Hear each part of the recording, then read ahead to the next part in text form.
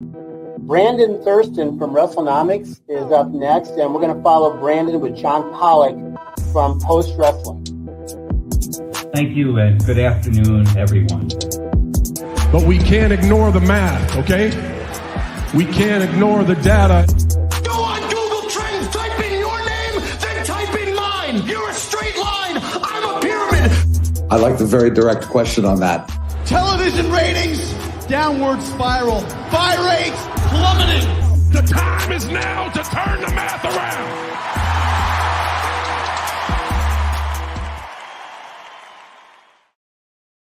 Bring in John Pollock and Brandon Thurston for another week. It is Wednesday, November the 29th. Welcome to the program from a very cold, snow-filled Toronto, Ontario, joined by Buffalo's own Brandon Thurston. Are you having snow today? We had snow today and yesterday. I had to brush off my car for the first time of the season here. It's not really winter yet until supposedly late December, but it always snows in like November or something like that, sometimes even earlier than that in Buffalo, and we do have a little bit on the ground right now. Well, it was almost so cold that we were going to do this entire show outdoors, like the WWE sent their kickoff panel to do in Chicago this past Saturday. Did you? I don't for a second imagine you watched a minute of the kickoff show, but they put the whole panel outdoors and they looked frigid. No, I did not watch a second of this. So this was it in looked where? So again? uncomfortable. This is in Chicago? Chicago. Like it's as cold there as it is in our areas of North America. But yes, wow. You could see the breath coming out and was like, I just felt awful for these people that they had to be out there for the entire hour. Thinking maybe they just had to cram in more seats. Can't accommodate the kickoff panel. You guys can do your deal outside. I could probably pull that off if you wanted to. We could probably do this like on my front porch or something. You can go ahead, but we will keep this an indoor podcast for the time being. And stopping by indoors with us later on today will be Todd Martin from the Pro Wrestling Torch, co-host of The Fix. I'm very much looking forward to talking to Todd as we will be going through some of the major stories from this week, including the return of Bill Brooks to the WWE this past Saturday night, and then that leading into his show closing address on Monday's episode of Raw, which the numbers just pouring out from the sky this morning. Many people alerted that this was a big deal for the WWE, doing their largest audience since August, third largest 18 to 49 number of the year. And I guess we can start there. The overall impact of CM Punk's return that also generated, Brandon, the most social moment. Most social. It was a very outgoing moment. This had 1.884 million viewers, so just under 1.9 million viewers. And if we look at one of these charts here to see just how much higher was this than what Raw has been doing normally, this is pretty big. As you mentioned, this is the biggest since the post SummerSlam episode in total viewership, and it's the biggest demo since post WrestleMania. And it's quite a bit higher than where they were doing last year for the same week. But yeah, this is a big rating. Interestingly, if you look at the quarter hours, it was, as Raw goes on, it's a 3-hour slog, and a lot of people tune out before the third hour has completed. And so that the Punk moment was not actually the most viewed quarter hour on this show. The most viewed quarter hour is the first quarter. Why is CM Punk's return to WWE the name of our show title? This is Randy Orton returns to WWE. I mean, the man is, clearly the draw, right, Brandon? Yeah, so it's so the first hour. Randy Orton. Yeah, the first hour was commercial free, but even so, the first quarter hour usually I think is ad free anyway when it comes to Raw. So it's not like you can just say, okay, well there were no ads. Well, there usually isn't an ad in the first quarter hour. So that was the most viewed quarter hour, which is the first quarter hour with Randy Orton, over 2 million viewers.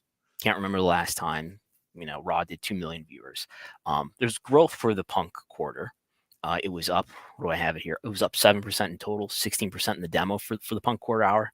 But it was, as I said on Twitter, the CM Punk audience retention challenge, as some people did not survive for the CM Punk, but most a lot of people decided to go to sleep. Yes, they did.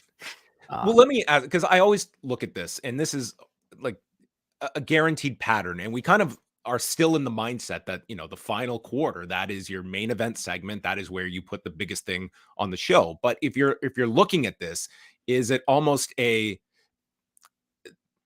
are you somewhat sacrificing a CM Punk return by saving it to the end of the show? Would this be better served that we treat the main event, the biggest segment of the show, for one of the crossover hours? Or is this, you still have to aim to build your audience throughout the whole show? Even like, how many bigger returns can you have than this? And yeah, I mean, I'm not this is opposed the to audience this, at the end of 3 hours. because if your goal is to have the biggest whole show average possible, which I would imagine is the priority, if you put him on first, or if you put him on at 9 o'clock or even 10 o'clock, which is where I believe roughly where Seth Rollins went, then you probably have a lot of people tuning out after, and you probably have a lower whole show average, even if it ends up with the big moment, CM Punk being seen by a few 100,000 less viewers. I think you still end up with a larger whole show average because it drove people to stick around. I would have to look at what the hour-to-hour attrition was relative to what it usually is, but I bet they held up better than they usually do for this show. When we look at CM Punk, I mean, and we'll probably get into this a little bit, that the Raw rights are aggressively being shopped. Mike Johnson reporting that is where Paul Levesque was this past Monday on a field trip with Nick Khan to Los Angeles. So interesting that Paul Levesque is involved in some way in these talks that, we haven't really seen him linked to in the past. Well, we saw him with Jeff Bezos at the fashion show, remember? That's right. I mean, look at that. Paul Levesque, quietly just maneuvering himself into big television rights negotiations. But do you see CM Punk being somebody of value on the SmackDown side? How much do you prioritize SmackDown over this next year? I don't think you can make it a lame duck show if you're WWE, but at the same time, Raw is a clear priority at the moment. And are you putting all of your eggs onto your Monday night property, such as a Punk being back, a Randy Orton being back? How do you balance the show over the next year when you have a deal for one and not for the other? I think they'll probably, just sort of treat it like they're kind of equal anyway. And maybe, are they going to keep, do you get any indication whether they're going to keep Punk? They're probably going to keep Punk on Raw, right? Because he's supposed to feud with Rollins, and that's where Seth Rollins is, certainly, because he has the title. But I would think, with Punk being there now, I kind of thought of this the night that it happened, and somebody reported that that is how they view it, that having Punk gives them maybe a better entryway into doing a deal with WBD. So I think Punk being there makes it more likely that WBD will take Raw. I wouldn't bet on WBD taking Raw, though, given that AEW is there. But I would think they'll treat it, they're still going to make SmackDown a priority. I think they actually have some discipline now that maybe they didn't have in the past in terms of how they execute creative now with Vince gone. So I think they will be treated relatively equally as they have been. How did you feel everything came off, promo included, Monday night? Was this a successful return, just in the sense, there was a ton of interest and engagement following Saturday's return that seemed to definitely venture outside of just a pro wrestling story? There seemed to be a lot of attention. Monday's number would suggest that interest. And I guess Monday was, people checking in on the product, and are they going to be hooked based on this return after Monday? I watched an entire episode of Monday Night Raw. The whole thing. This past Monday. Do you know how rare that is? It's amazing how many people that I speak to that do not watch Raw. It is a very small number, and I can't say I would be one of them too if I didn't have to talk about it afterwards. I'll never forget the moment I came home on Monday afternoon, and I told my significant other, I'm excited to watch Monday Night Raw tonight. And I watched the entire thing, or at least I had it on the TV while I did other things. I thought thought nothing much of the promo, in terms of I didn't have the reaction that other people did about it feeling, like this was kind of a phony CM Punk. I could see how they feel that way. I watched it and I thought, oh, that was kind of shorter than I expected it to be, which sounds consistent with what you hear later about maybe the Dominic and Randy Orton match went long. I was really curious to see if there would be any veiled shots at AEW or people in AEW, and there wasn't. So I thought, it was fine. Maybe slightly underwhelming, but it was fine. But I do understand the reaction of a lot of people, feeling like, CM Punk saying this is my home, and things like that. I I saw, Triple H retweeted it, and I don't think Triple H is like back there like rubbing his hands, being like, "Yeah, we got him to say this is his home." But it does come off as like, okay, the dog who ran away for 10 years is back, and we've got him back on our lap now, and he's doing as he's told now. Yeah, it will be an interesting one to watch in terms of the guy that has been so outspoken, and I think you only have to assume that he's going to be asked and requested to be on a Saudi Arabia card next year. Like there is a certain level of, how his unspoken, criticism of the company that he's either going to have to walk back or just ignore that this is, that he's doing a roundabout. And I would state that is kind of par for the course in this industry, that, one person's your opinion one day can very much be changed the next. But I do feel like with the Punk character, one of the features of this individual is that authenticity, that he is connected with his audience, that I think there is going to be some of that pushback more than another performer that would be in the same suit where he's coming back after all these years and, speaking one way and then doing a 180.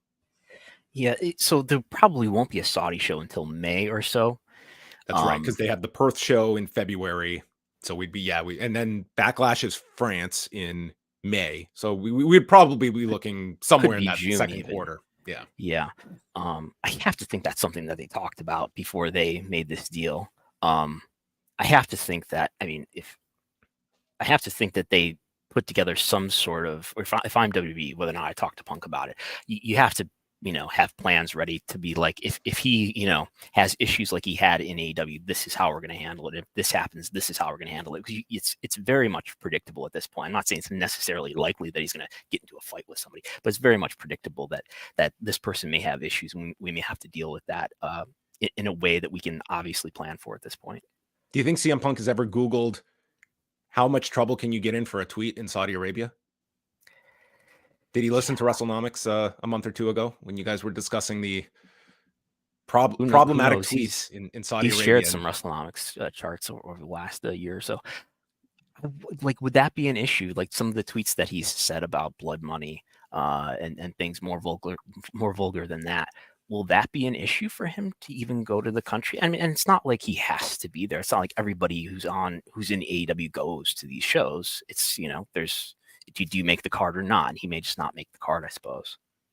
Yeah. I mean, it is one of the shows where it's pretty much until the most recent. I think the recent one was the first one Brock Lesnar has not been on, but typically it's an all hands on deck show. It'll remain to be seen. I mean, that's only one subject about it, but I mean, this is a grown individual that knows what he is getting into. And the fact that, yes, I have been like, this is not it was interesting at the press conference, the way that Paul Levesque kind of presented it as, if we're not the same people we were 10 years ago, you've got to be, hopefully you're a better person than you were 10 years ago. And it's like, we're not talking 10 years ago. We're talking about like recent past for CM Punk. It is not as though he has just softened his criticism of this company, of the culture, its detrimental impact on his physical and mental health.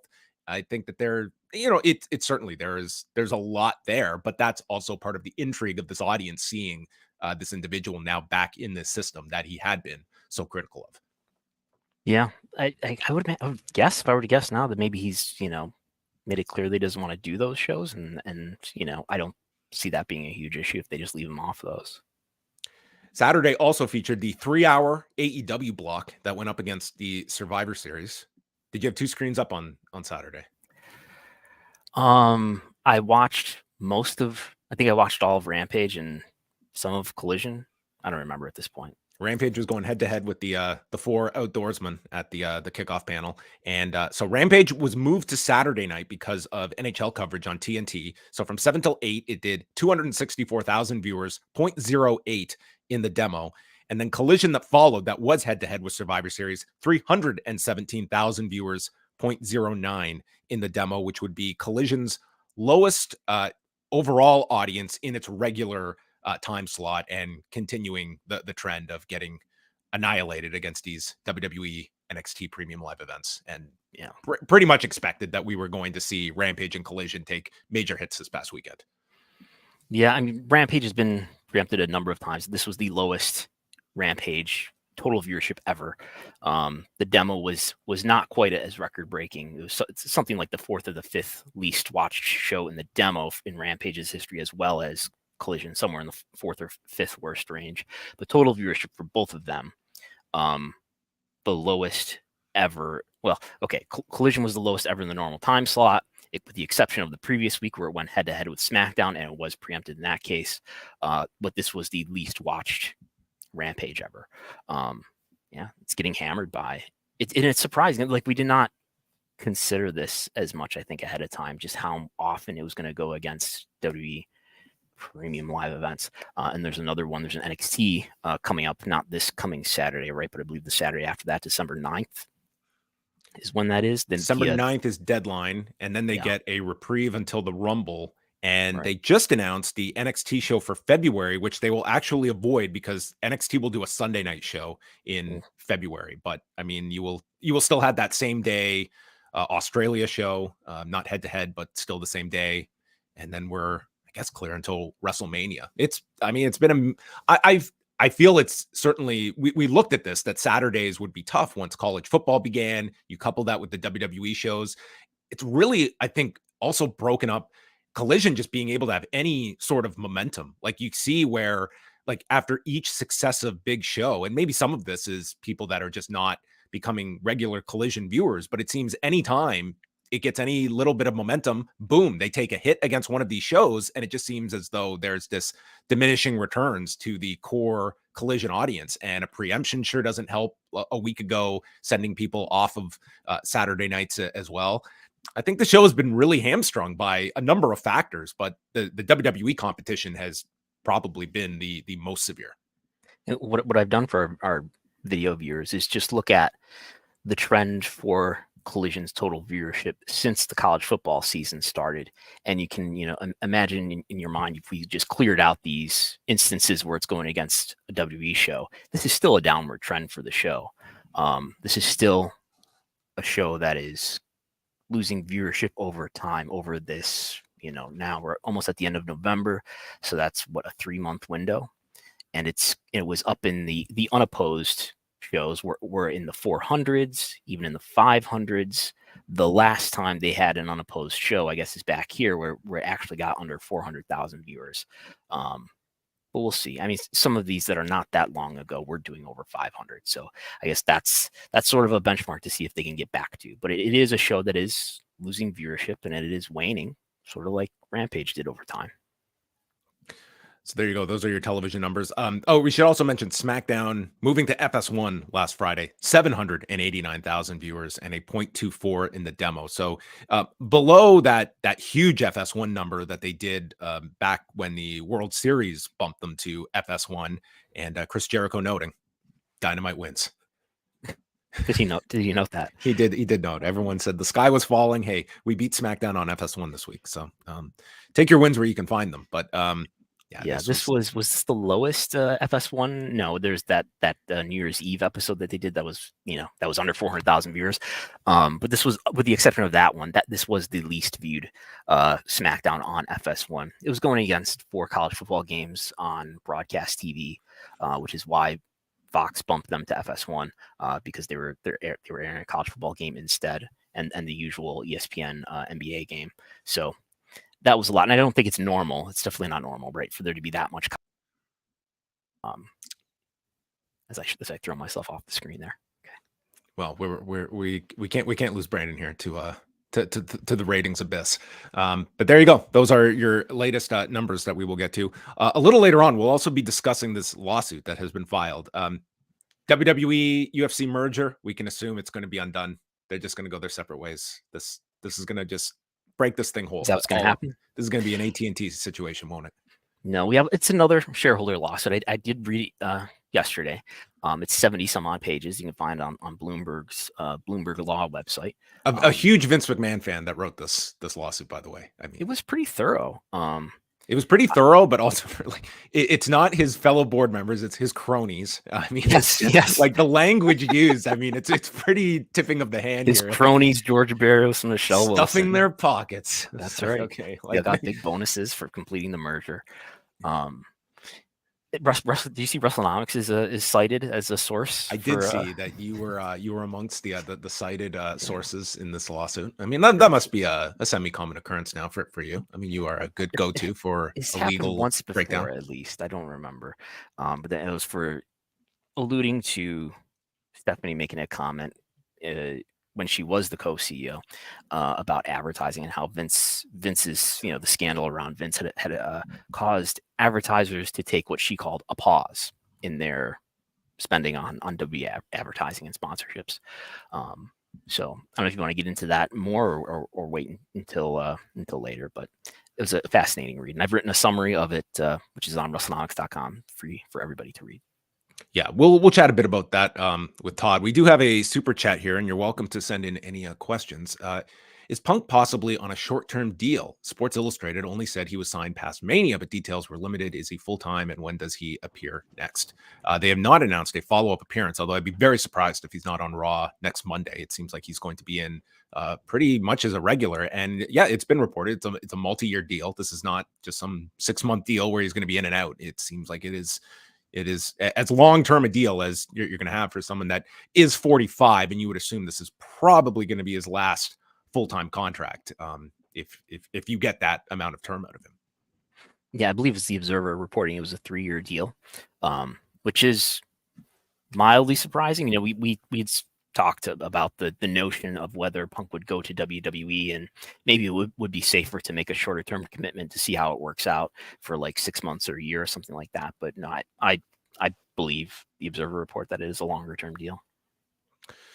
So yes, we will continue to chat about CM Punk, the man that, I mean, do you think that the way the timing lines up, I mean, do you think he saw that 44% in this year's Hall of Fame, that, you know what, I got to go for it? How else am I going to make up 16% here? These are my last few years. I only made up 3% over the past year. Is he going to add to his case? I mean, doing a good rating, he's absolutely contributed to a really good rating this week. I think he's probably a short-term difference maker, right? I think is Raw might do slightly better than what it would otherwise, which we'll have no way of knowing whether it is better otherwise, but it'll contribute to ratings. He'll contribute to some interest. We'll see what happens if people continue to feel, and if a significant number of people continue to feel like, well, this isn't an authentic Punk. This is sort of, he's saying things he doesn't really believe in and stuff like that. Then that will lessen the interest, I think the risk is very low on WWE's side. I mean, if it works out, great. You add another, key name to the mix. They are not in a situation where it's all makes WrestleMania more interesting too. It makes you have all these different programs at your feet that could certainly get you through a multi-year deal with this guy. And if it doesn't, cutting bait is not going to cripple this company, barring some like absolute chaos that brings morale down to some awful low. And I don't think they would let it get to that point. It's like, if they have to cut bait, they'll cut bait. I don't think they're going to, they are in the power position in this dynamic. And maybe that is going to make for an easier way to manage this thing, because both sides know their roles and their dynamic in the relationship. And for Punk, in terms of major league money, this is probably his last chance at one of the two major league companies. Yeah, I mean, in AEW, the dynamic was definitely different, where he was the biggest fish in the pond. And here in WWE, there are some people who are bigger stars than him, including, Roman Reigns, maybe a few others. He won't be given control of a show where he was clearly having a lot of creative influence and leadership on Collision. But he's got a lot of peers when it comes to star power here, and the leverage that he'll have will be much less, if really that much at all. So yeah, and they can definitely do without him. I have this stark memory of sitting there at a Payback in Pittsburgh the night that he had been fired, and it was announced on TV on Collision that he was fired, and watching this show like immediately as that was happening and being like, there are wrestlers here who are over enough. This doesn't feel like a cold show, this WWE show. This doesn't feel like a cold show that needs like this shot in the arm from this new star. It feels like a show that's pretty secure in the star power that they have and the interest level that they have. And you look at the TV ratings, the attendances, and they're up. You don't really need somebody like this, but it does make it more interesting if you have them. And if he doesn't take away more than he gives. Does this, the extent of this relationship and how it goes, does this inform you about anything in terms of what you've learned about Paul Levesque in this role, where he is clearly the one that is spearheading creative? He is not answering to Vince McMahon. This is, him and Nick Khan's initiative to bring him back. Do you feel that this at all tells you anything more about Paul Levesque, or is this, to be expected that there's a big star out there and they went out and tried to make a deal? Yeah, I mean, the Paul Levesque of today is very different than the impression we have of him as an active talent, as a wrestler, right? Where he was more about protecting his own interests. And here, the notion we have is that he's very forgiving and he's willing to work with people who he's had problems with before. And this aligns with, the stories about how he was the one who was instrumental in bringing back Bruno Sammartino, who had tremendous heat with Vince, and getting him to do the Hall of Fame and all that. So, he and maybe, his health issues have, made it easier even to let go of grudges, So I think that's what we'll continue to see, is he's willing to work with people who he doesn't have to be best friends with, or, they don't have to hang out after the show. It's funny because if not for the heart issue, you could argue that is the program, that like the CM Punk Paul Levesque program, like right. That is, that would have been one of the big programs that you could just add to the list, but very unlikely to be happening given the man's health status. But just before we move on here, also this week, it is the big on sale for All In at Wembley Stadium. The pre-sale has begun, and then the general on sale is this Friday. The return to Wembley Stadium, that they were very meticulous to make sure that they have Will Ospreay on paper and can advertise. You buy a ticket, you're seeing Will Ospreay. So if this gets off to a very strong advance on Friday, I think there is Will Ospreay's candidacy for his future Hall of Fame status. But I'm certain that some expectations are going to have to be measured. It's a long time until this next show. It's the second time in the market, but it's interesting to see that Tony Khan has gone out to state this will be the only show in England next year. So the idea of going there, doing television, piggybacking off the show, it's like they are concentrating all of the focus onto this big stadium event. Yeah. Legally, I really can't say more than more about this right now. But sorry, was this not the time or the place? Yeah. Did you see the WrestleTix has an early update on the pre-sale? I have not. This is from yesterday. 27,349 is what WrestleTix estimated yesterday. For a pre-sale, I would be very happy with that. Yeah, for pre-sale. That goes over what I would have guessed, I guess, and they're already getting near 30,000, so that's pretty good. That tells you how strong the brand of All In and All In at Wembley means. The fact that and that was the argument of you are putting these tickets on sale, where August is, I mean, it might seem like a lifetime ago in pro wrestling, but it's still very fresh in people's mind of what a spectacle this was, the biggest show in the company's history. And Will Ospreay is certainly not going to hurt people's interest, knowing that he'll be in a featured position on that show as well. I'd be ecstatic with that pre-sale number.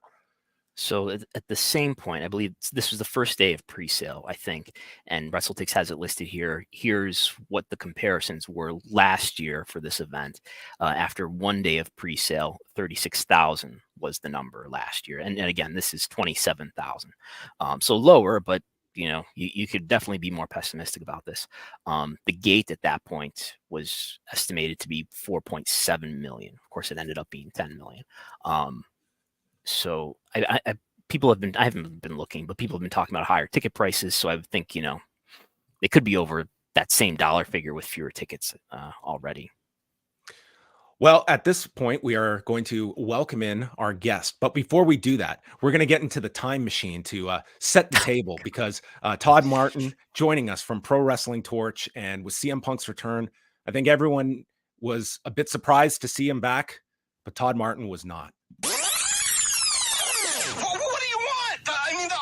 Makes perfect goddamn sense. Brett, if you're saying that CM Punk is not going to come back, WWE because he's annoyed about not wanting to do a match with Triple H after being on the road for years, and he's going to say that I'm never going to step foot in a wrestling ring ever again. And I say, look at Bret Hart, who was screwed by this company, who suffered a stroke, who couldn't do anything anymore, and he came back to do a match in this company. Why the does that not make it clear that anybody is willing to come back if they really like professional wrestling and you give them much time? I don't understand what's hard to figure out about that. Obviously, at some point down the line, CM Punk is going to be interested in coming back to the company. He's going to come back. Why the wouldn't he unless he got injured? I'm home.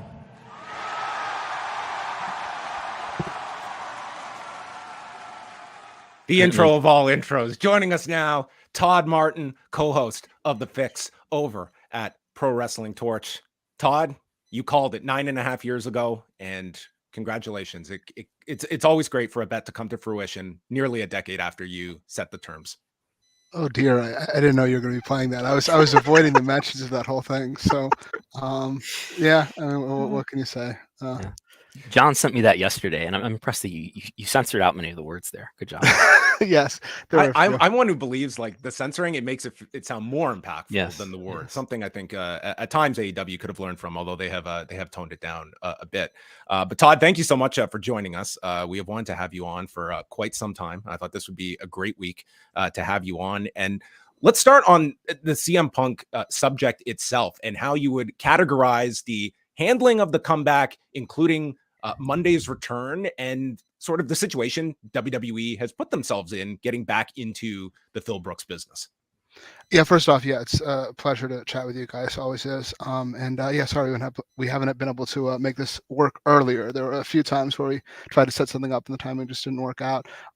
Yeah, I mean, I found what they did on Monday in terms of the promo to be kind of bland, not terribly engaging, but I'm also was a little bit dubious of him declaring himself home. I don't really think that's the way he thinks about it. But I think that's by strategy. Clearly, they don't want this to be another big, headache with him throwing stuff out at other companies or, creating more issues for them and headaches. I think the idea was simply reintroduce yourself, make it clear you're here, who you are, and then we'll really get the fireworks started once you start doing head-to-head stuff with Seth Rollins and other parties that you're going to be involved in feuds with. And I think that's the psychology. Now, you can argue CM Punk has always benefited from the sort of larger arc of wrestling in terms of being the anti-authority figure, being the person that says the things that other people don't want to say or are afraid to say. And that he loses a little bit of that by sort of being more just, I'm happy to be here and I'll focus on the storylines. But I mean, I think what he did in AEW, which were just, storyline feuds like the MJF feud were plenty compelling, both in terms of the content of the week-to-week feuds and then the matches themselves. So I think they're betting on the most memorable parts of Punk's return being once he gets into the actual feuds as opposed to just reintroducing himself. Actually, one of the first thoughts I had when the promo was over was that, well, maybe Tony is telling the truth. Maybe there is a non-disparagement agreement between the two of them, and considering he didn't, give even any veiled allusions to AEW. Yeah, it's entirely possible that he's concerned about what he's able to say and what he isn't able to say. But you'd figure he'd be able to get something out if he wanted to, and I think that was clearly not the strategy either on his part or on the part of WWE. What did this tell you, Todd, about the management style of a Paul Levesque, by extension Nick Khan, that are being given the credit for spearheading these talks, and coming at a time when it's not like the case of Hogan, Hall, and Nash coming back in 2002 when the company really did need that shot in the arm. This is not the case for WWE, and yet making this agreement now with Punk when there's an appetite for it, but one that WWE could have just continued going ahead with its business in a pretty good state at the moment.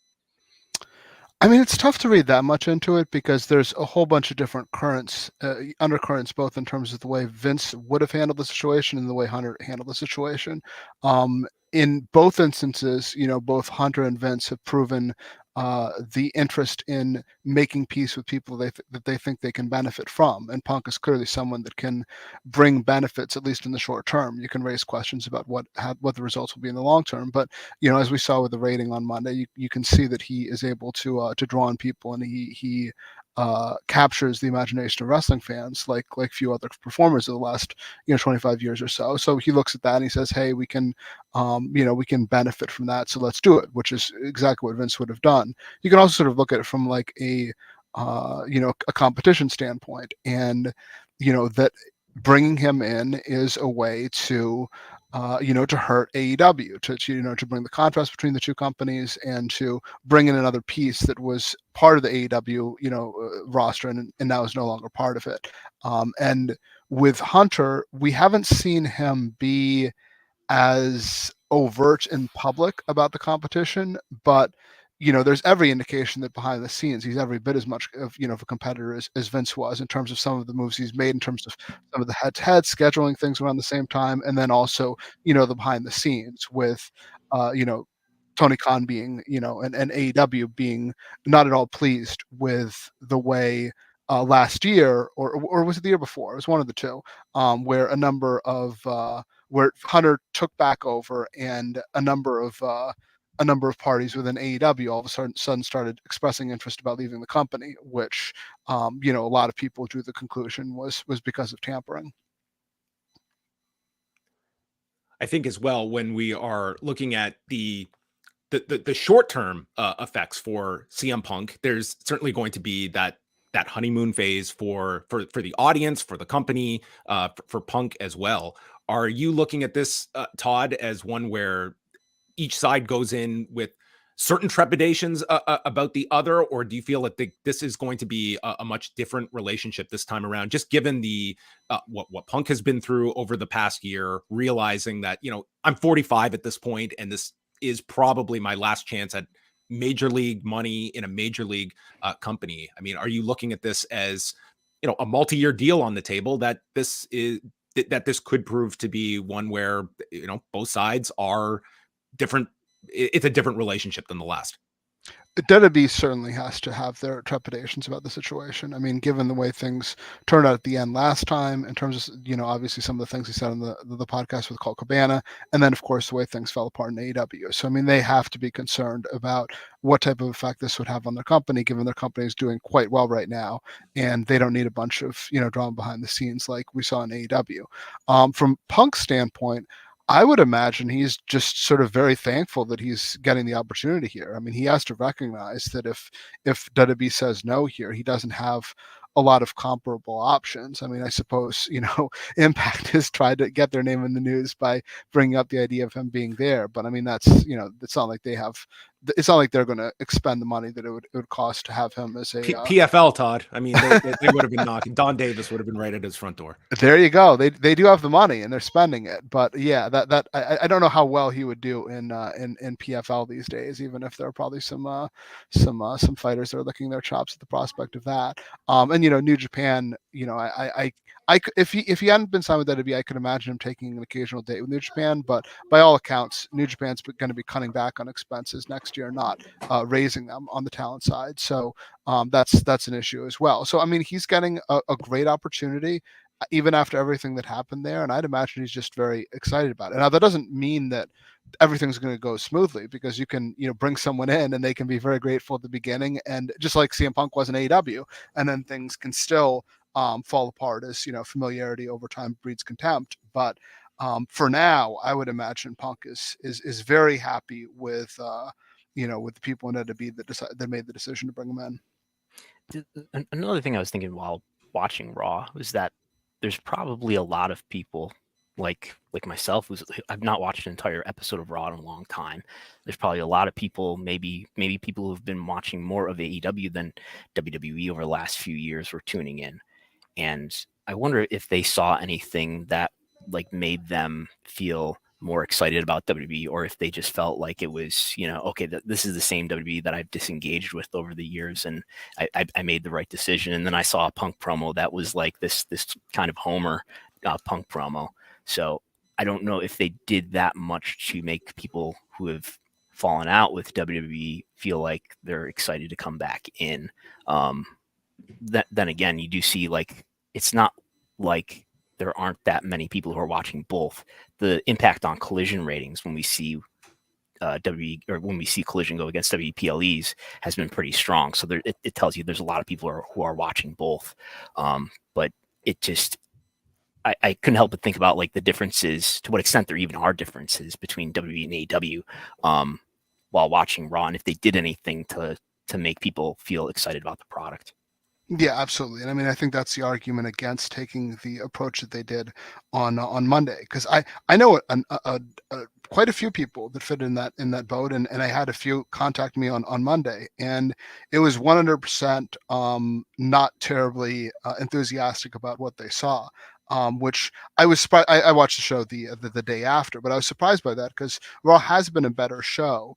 And so I was thinking, they're probably going to, have some stuff here that's going to be pretty compelling to try to draw in those people. And I thought it was, it wasn't a bad episode, I didn't think, but I thought it was subpar relative to what they do most weeks. And, the MO typically has been to try to shoot some sort of angle when you've got like a big return of some sort to try to keep those people in, and they didn't really do anything along those lines. So I can totally imagine that the people that were tuning in that may not have seen that much of WWE thinking, I saw that I saw that thing backstage with Truth, and that reminded me of like all those terrible things I hate about Raw, and there wasn't a lot of stuff here that was like super compelling, and so yeah, I'm probably better off not sticking with it, which is too bad, because I mean, I think for a lot of those people that view WWE in a certain light, that the product, I think, is probably more attuned to what they like about wrestling these days than it has been for a while. But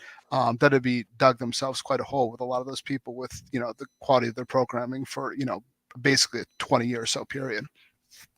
Just one more thing on the promo. Like, certainly the line everyone looks at is like the "I'm home" line. I think most people had like a similar reaction to it, and I wouldn't say it's like a sky is falling reaction to it, but I'm also very cognizant of the fact that like CM Punk has constructed like quite a following of his audience that sees this guy, that through all the pro wrestling BS, that this person comes across as genuine in his convictions, whether you agree with them or don't. And I just wonder, like, that audience that has followed him and sees the photo with Hunter, the "I'm home" line, inevitably this guy is going to be doing Saudi Arabia shows, that if you are somewhat kind of chipping away at what has made CM Punk this ultra unique figure in pro wrestling over the last 2 decades. Absolutely. Yeah, you hit that in the nail on the head. It's exactly that. You don't want to undercut the CM Punk brand in the way that you frame him coming back. And I don't think any 1 week is going to do that. I think people are going to see the Punk that they know in the coming weeks and months in all likelihood. But yeah, for a reintroduction, that's exactly the risk.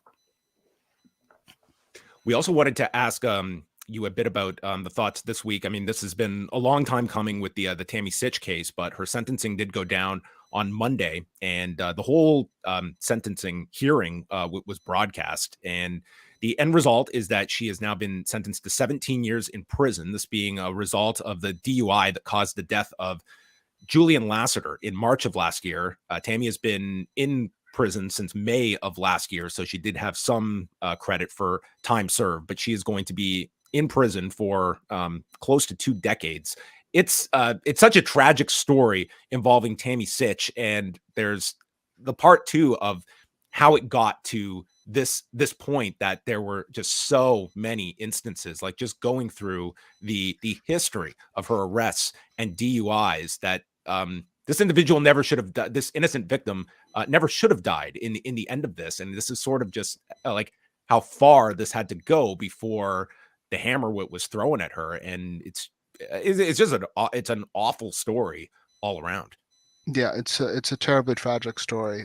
Tammy Sitch, someone that had a lot of things going for her. Very attractive, a smart woman, someone that had a lot of charisma, and from a very young age was very successful in a public business. Fame, fortune, looks. She had, a lot of things going for her. And, not only did she over time destroy her own life, but she destroyed the lives of others as well.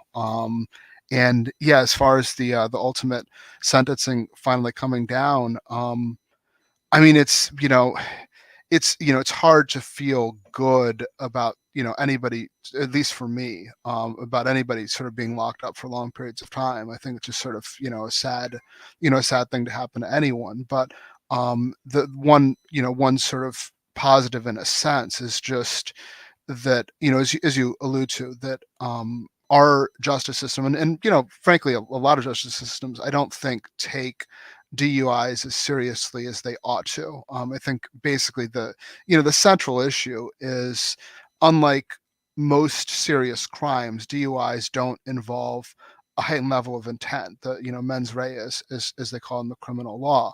And there's thus, I think, hesitancy on the part of a lot of state criminal justice systems to really throw the book at people who did not intend to cause harm when they drive drunk and hurt people.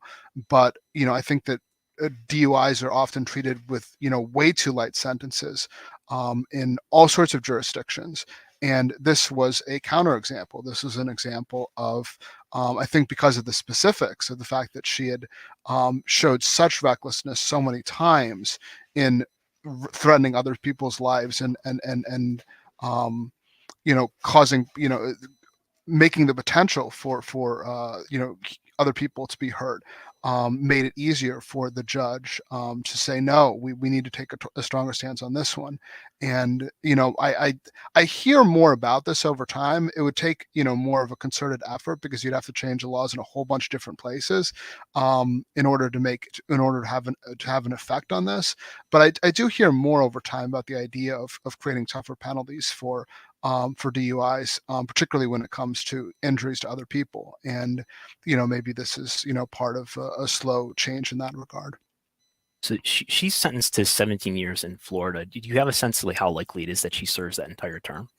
I actually wanted to do more research on this because I'd been told that Florida has Florida, all states have different laws when it comes to the amount of time that you have to serve before you're eligible for parole.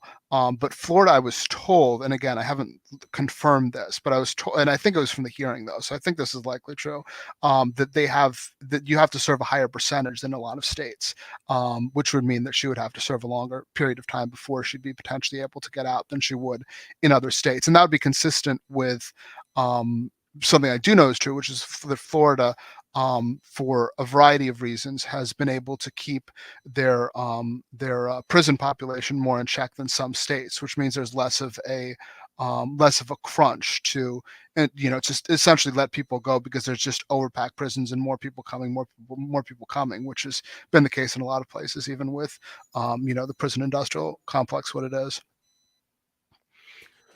We also wanted to just quickly talk about this lawsuit as well that the WWE and UFC merger is at the subject of. This is from the Ohio Pension Fund that has launched a complaint over the basically over the whole process that they went through earlier this year, and the idea that Endeavor was the front runner to get this, and that nobody else was given a fair shake at things, with the common denominator being that any of these other cash purchases of WWE would have led to the ouster of Vince McMahon, who was able to retain a significant seat with the Endeavor merger as it went down. Todd, have you had a chance to go over I sprung this on Todd yesterday, the 70-page filing. Yeah, sorry. We don't mean to always give homework to our guests, but yeah, unfortunately, it's been a busy week for me, so I haven't gone through it in detail. But I did quickly skim it, and I understand the basis of the complaint. And this was something that that was discussed back at the time, more in the context actually of when people were speculating about the idea of Saudi Arabia purchasing. But it also applies here that Vince was going to try to steer the purchase towards someone that would keep him in power. Now, as we've seen, the way that the the deal was structured, and in fact he hasn't been able to maintain as much power as a lot of people were expecting he would be able to. But that doesn't change the specifics of the lawsuit. If his intent was to steer the sale towards a less advantageous purchase, then that they've still got a claim there. Now, what makes it difficult for the Ohio Pension Fund is the fact that that this deal was structured differently than other deals that they had potentially looked at. So if you had two deals and both of them were a set financial deal, a certain cash amount, then you could, then if you have evidence that a better deal was on the table, then you present that and there's your basis for your lawsuit. Whereas here, it's more comparing apples and oranges, which makes it more difficult to establish that the deal that they were that Vince was looking at was necessarily a better deal, because he got this deal where if the stock price rises a lot, then they were talking about incredible amounts of money that potentially could have been had. Now the stock price hasn't gone as well as they hoped, but that doesn't mean that they weren't anticipating that it would do better, and I think they were anticipating that it would do significantly better. Now that doesn't mean that they weren't potentially avoiding other deals that might have been just as good or better. And I think the pension fund is likely hoping to get evidence in documents that might suggest that they were not looking very carefully at deals that actually seem pretty good.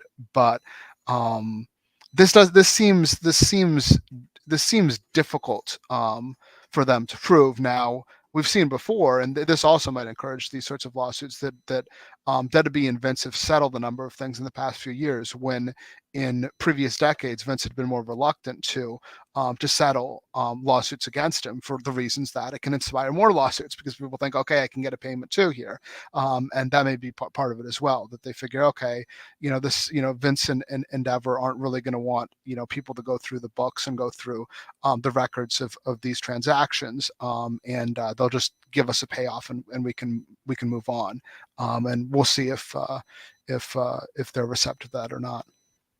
Yeah, so just recently they settled the Panini lawsuit. The terms we don't know, but they settled the racial discrimination lawsuit with the former writer, and they made a settlement over the previous shareholder lawsuit that was over whether or not they were going to get a Saudi TV deal. I know there's some money that went back to shareholders for that too. Yep. Is it common language, Todd, in a lot of these lawsuits that Vince McMahon's appointed board members would be rather referred to as Vince's cronies? There's some great language in this lawsuit when you have a chance, Todd. I do enjoy a particularly strongly worded brief. It can be fun to read, and it can be tempting to write. Yes, this was referred to. Vince McMahon's return to power was his coup de grace as well in this as well. So I would love to speak to the author of this particular lawsuit, because they were McMahon's crony-filled board would later seize on this unequal playing field to pretextually accuse the other bidders of showing less enthusiasm and urgency. And a ton of redactions in this, Brandon. By the way, especially later on. Yes. One of the weird things about reading this is that I figured before I read it, this is probably going to be mostly based on public knowledge, things that have already been filed publicly by WWE at this point. And it is. There's an S4, which is a type of SEC filing that you file, I guess, when you're going to do an M&A transaction or something like that. And that goes through, basically, the W had already filed in May. Here's a long, boring narrative about how we made this deal. And it references a lot of that. But it also references meeting minutes that the board had, which I can't imagine how they got in possession of that. And there's a lot of redactions, apparently, where they're referring to who they believe are the different bidders, which I believe are Liberty Media, Comcast, and there's another one in there. Maybe that's like a private equity or something like that. But that was interesting to go through. Yeah, I look forward to engaging more with it. Last thing here before we wrap up, Todd, we would be remiss not to bring up the letters of AEW as they come to their year end. And you look back at 2023. This seems like a very tumultuous period for AEW. They're a big year on the horizon for them with their television negotiations being up. How would you assess this year for AEW? This is, I will fully admit, this is the most loaded of questions to end this interview on. But as you just look at things and do you look at it seems very difficult when you've lost that momentum to regain that momentum. And that seems to be the process that they're in. And we'll see if, CM Punk makes that even a larger gap between the two when it just comes to that cool factor that I think AEW is searching to reclaim. Yeah, I was debating in my head whether it would be hyperbolic to label it a disaster. And I concluded as you were continuing to set up the question that it would not be hyperbolic to label it a disaster. I think it was a disastrous year for AEW. You can point to highlights of the year. I mean, obviously All In was a big success, and I would consider, you're discussing the early sales. I would consider that promising as well for next year. So you can point to that. The pay-per-views have, it does not appear they've gone down as much as I figured they would as they started running more pay-per-views. So that's an encouraging sign that they might be able to make more revenue there without hopefully, creating too many fans that are less invested in the product, which is what happens when you get people ordering fewer pay-per-views at the expense of making that additional money. But when you look at some of the key revenue streams, the pay-per-views overall are still down. The television ratings are down. But the worst is the live attendance, which is down very significantly. And I connect that all to a general feeling amongst the fan base that AEW has lost an identity that it once had, which was sort of the alternative to WWE that you could sort of rally behind that was offering a different type of product. And this was the year that they became much more WWE-like, and not even the WWE that of late that's been a better WWE, but the WWE that people dislike that made them more likely to become AEW fans. And I think for a significant base of people that were looking to AEW as an alternative, a lot of those people have filtered out. And the people that are left are a higher percentage of people that also watch WWE and perceive WWE to be the major league of professional wrestling, which is not a great place to be a secondary brand with a bunch of WWE fans that also watch you, but think of WWE as the bigger product. And then on top of those issues, I look at what to me has just been a total, I was going to say mishandling, but I mean, that implies it's more coming from above. Very much, in my opinion, a destruction of MJF, who started the year as a very hot, very effective heel world champion and ended the year as a floundering, try hard embarrassment of a babyface world champion, in my opinion. And I think that has been a real major problem, that's now sort of your standard bearer, this character that I think is really floundering. And you've set up all these different feuds that it appears you're going to be trying to pay off for quite a while here. And I just don't think that's the way you want to present your product is that character on top in the way that he's acting of late. So, and not even of late, in the medium term as well. So yeah, there's a lot of problems with AEW, and hopefully the tournament they're doing right now will help to move them back towards more of a path they were doing before. I think a G1 round robin style tournament is the sort of presentation that I think a lot of the people that are looking for an alternative like. And hopefully we see a strong tournament that's able to generate some positive momentum going into the next year. Yeah, I was talking with someone recently who was asking me, if you were, and I agree with with what you said about, and what you've been saying for months, that everybody should be listening to the fix about the identity that AEW doesn't really distinctly have. But I was talking with somebody about, well, what would you do to make AEW a cooler brand, to make it the cool wrestling brand again? And I had some thoughts on that, but I'm wondering, like, what are some things that they could do, even in the immediate term, to fortify what their brand is and to start to undo some of the uncool things that they've become? I mean, the thing that I would say at the very beginning, well, I mean, two things. One is focus on characters that have a sense of coolness about them. There's a lot of characters on the show that, that people like because they sort of have something amusing about them. They're sort of gimmicky in different ways, and people sort of enjoy the joke about them or whatnot, but there's not a sense of coolness to them. It's sort of, I mean, there's different things going on with the different characters, but it's not a sense of cool. So I'd be looking for characters specifically that if you're a sports fan, if you like wrestling in the past, and you're just looking for sort of like a cool character that you can relate to and that has an edge about them, to emphasize those sorts of characters over the characters that don't have as much of a sense of that. And then the second one is to try to emphasize a positive identity. And you can do that in a number of different ways. There are all sorts of different ways to try to emphasize what you are, but you need to have a sense of what that is. And having a sense of what you are also means having a sense of what you aren't. Like, these are the things we do, these are the things we don't do, and to try to, bottom line it for people. I was sort of thinking about that, how you would sort of frame that. And I was thinking maybe something like, wrestling for wrestling fans, because WWE has sort of moved away from wrestling for years and still is, sports entertainment or whatnot, sort of emphasizing the wrestling component, the sports.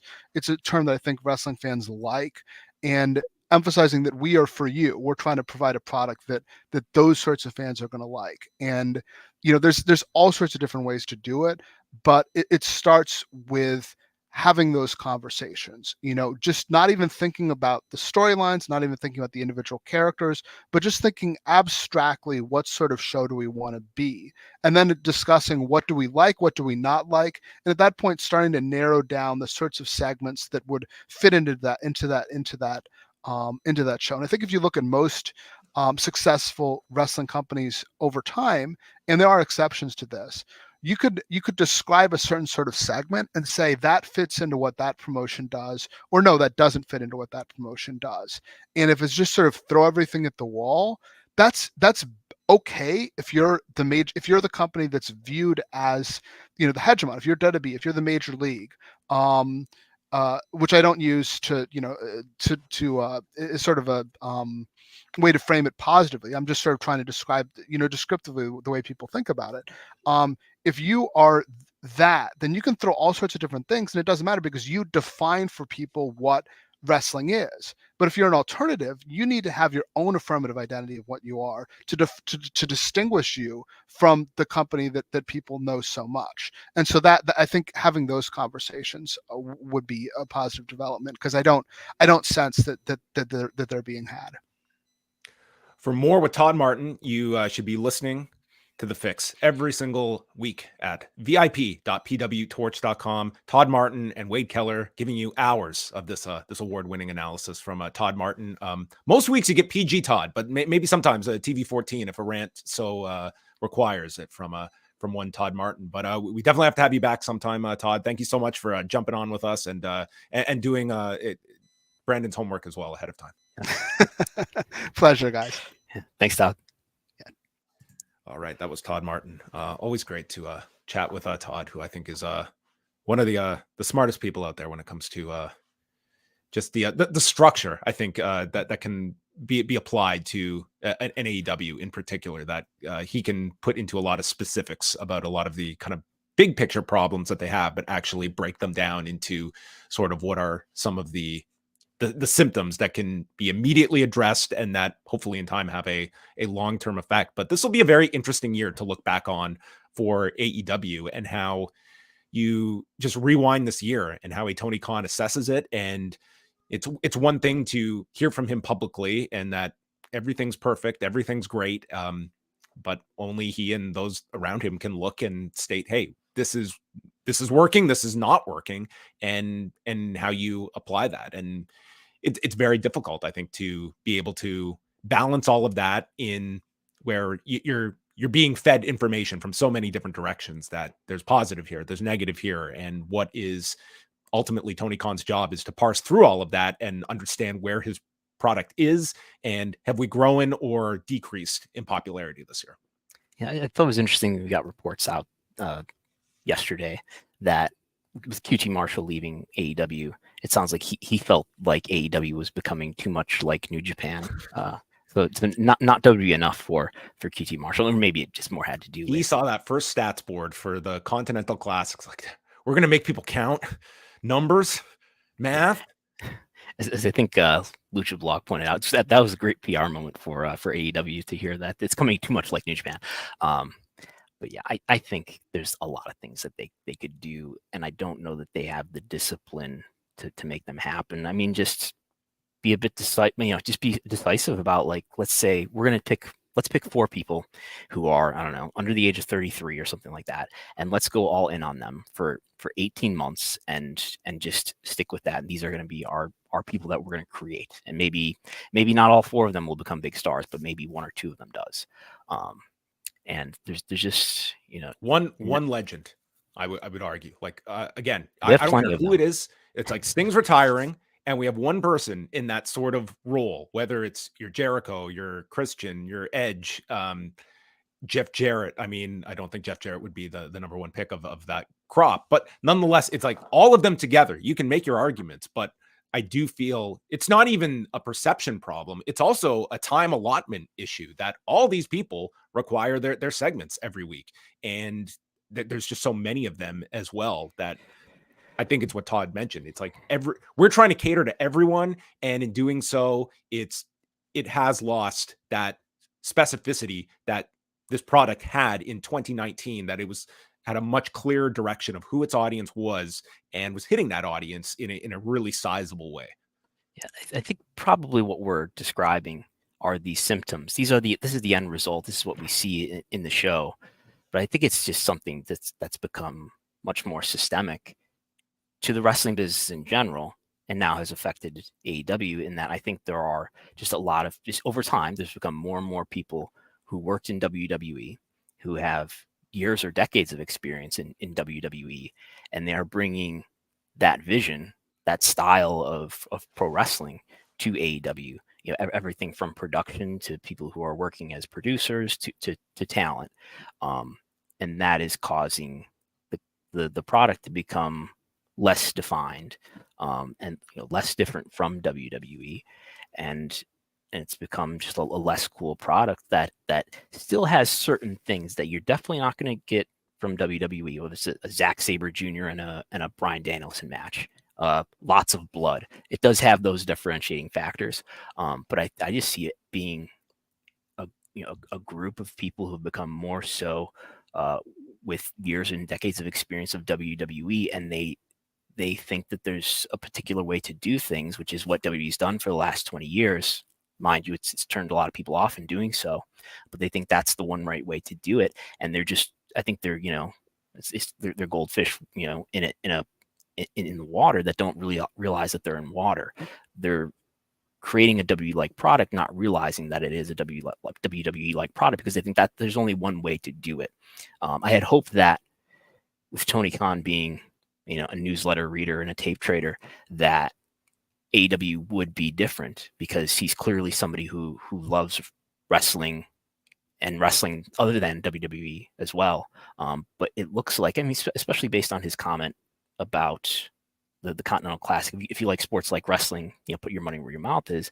It sort of hints that this is something that we're doing on the side. This is not our main thing that we believe in. So clearly he believes in something other than a more sports-like presentation, which I think AEW would be better off trying to be. If there's one hurdle that when AEW launched, that I did not expect to be as prevalent, was the impact of a dominant leader in the industry for close to 2 decades, and the impact that would have on a sizable amount of wrestling fans that have grown up and pretty much absorbed one company. I think, I've just watched so many different types of wrestling, and so have you, but there's still so many that it's the default is like how often we would see something and WWE would never do this or this. And it just became a right and wrong, even as probably a lot of that Venn diagram is overlap of people complaining about a lack of an alternative and seeing an alternative that it's somehow this would never happen in WWE, and that somehow is wrong, instead of couching it that this is different. This is a different presentation of the same form of entertainment. And I think that has been pretty pervasive, not just in the industry, but also outside of fans too, that have just known pretty much one product for 20 years. And I think it's really common to lean on that. I mean, like in the indies all the time, whenever, shows are being put together or matches being put together, whatever, a lot of times you'd say, okay, we're going to do this thing. And well, that's what WWE does. And there isn't like critical thinking about whether or not that's actually the best thing to do. But because the industry leader does it and they do dominate the world, that must be the best thing to do because it's what they do. And that's one thing to do it on an indie level in front of, small crowds and stuff like that. That's not necessarily trying to be an alternative wrestling brand. But when you're the number 2 global wrestling brand, when your, I believe, reason for existing, among other factors, is because there was a large group of people, fans, who were disenfranchised with what WWE was doing. I think it's extremely important to try to differentiate yourself almost for that sake, because I'm not saying you get rid of the ring because WWE has a ring. No, you keep certain things, but it's really important to be different.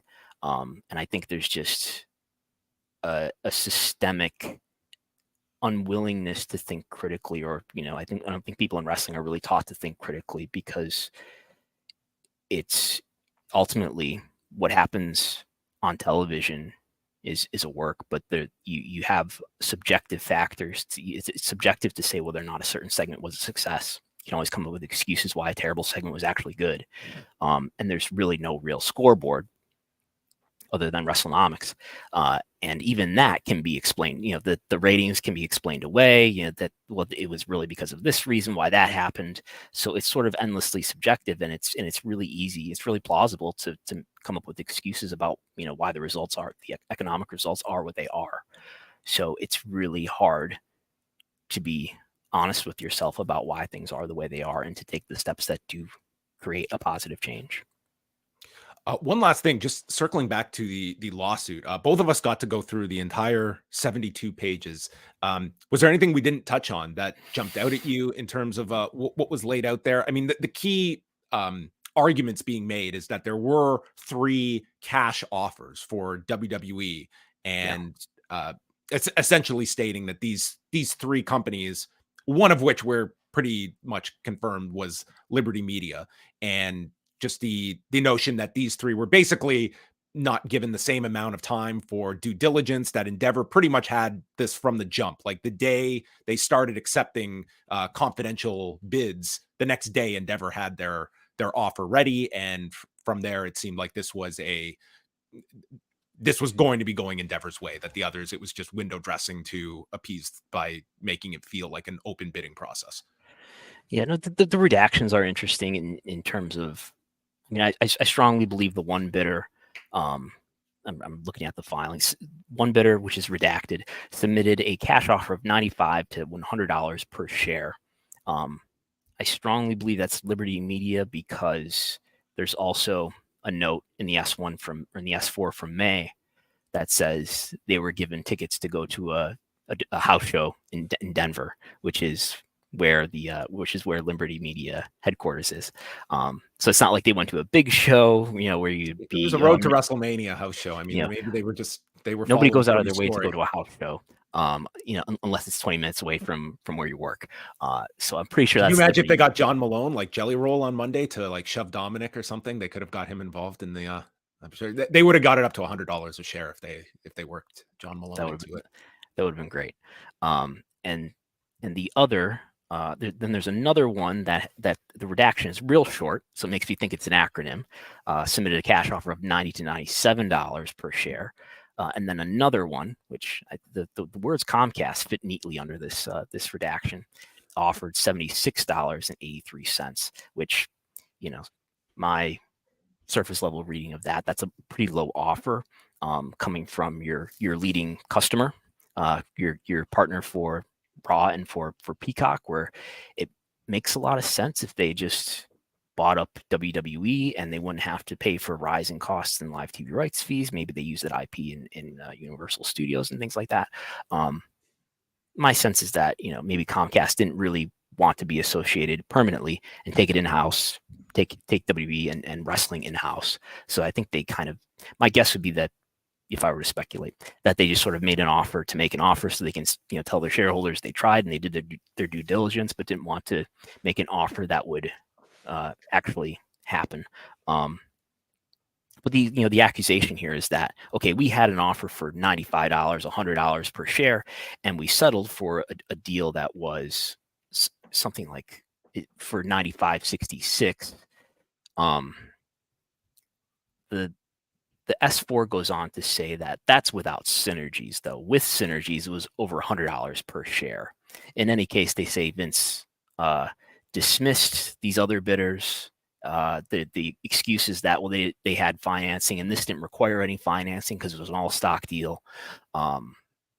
So that's what's happening there. And now the stock, I believe, is sitting around $78 per share as we speak, and that's at a 1-to-1 conversion with WWE shares. Yeah, I just see this being a real uphill climb for the pension fund to really make any big inroads here. It just seems to me like it is a perfectly valid argument that the TKO side would have, that yes, there were other cash offers, but we can't just evaluate this deal based on pure cash. What infrastructure was there for these other companies to grow a very specific type of industry that Endeavor has the closest thing to in an experience with the UFC? Look at the valuation of UFC before and after the purchase of Endeavor and the amount of crossover, the synergies that we have.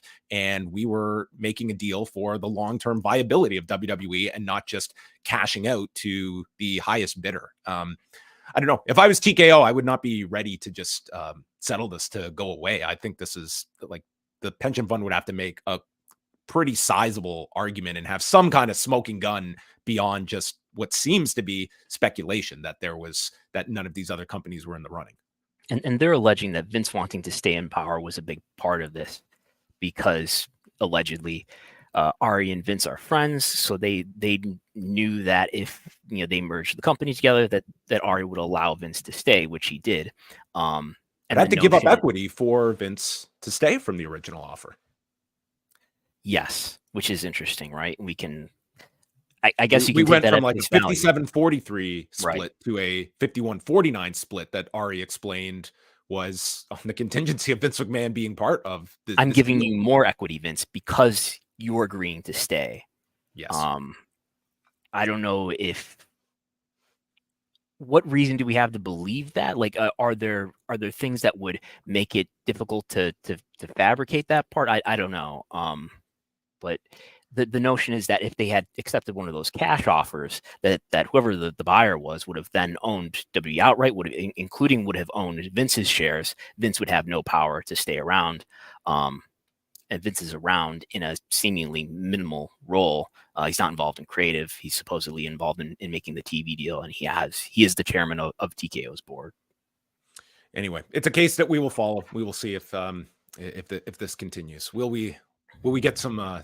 Maybe we'll get some unredacted documents. And if you want just a really thorough summary of the life of Vince McMahon for the last 18 months or so, they did a good job of it. It's very thorough, like the breakdown of all the sexual misconduct allegations, the Rita Chatterton story. Like, they did do their research here. This was not like some of these cases you'll read and it's just like they are lost trying to piece together pro wrestling, news. But they did a very good job in that sense. So Vince McMahon and his cronies represented well in this lawsuit. But that will bring an end to this week's edition of Pollock and Thurston. We want to thank Todd Martin again for jumping on with us. Again, you can catch the fix at vip.pwtorch.com. Tonight, myself and Wei Ting will be live right after Dynamite.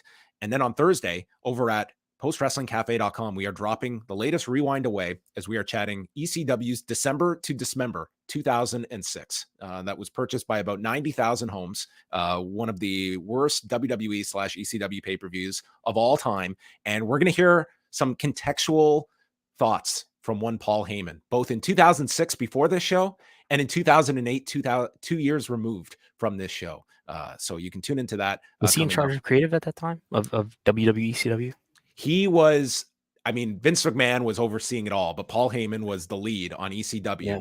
This pay-per-view happens, and the next day is the blow up, and Paul is sent home, and he doesn't return until Brock Lesnar comes back in 2012. So this is the near point of no return in the Vince McMahon Paul Heyman relationship. So you can catch that on Thursday, and then coming up this Sunday, it is it's a free show this week. It is a free one. Everyone should still go to patreon.com/Wrestlenomics. Jump on. It's the first of the month. So get all your Patreon subscriptions up to date, and then catch a free show from Brandon, Chris, and Jesse this coming Sunday, where you'll be chatting Phil Brooks, you'll be chatting lawsuits, and I can only imagine what is going to happen over the next 3 days. Yeah, that's true. We'll be talking about all those things and whatever news happens between then and now. And it's free for everybody, both in audio and on YouTube Sunday.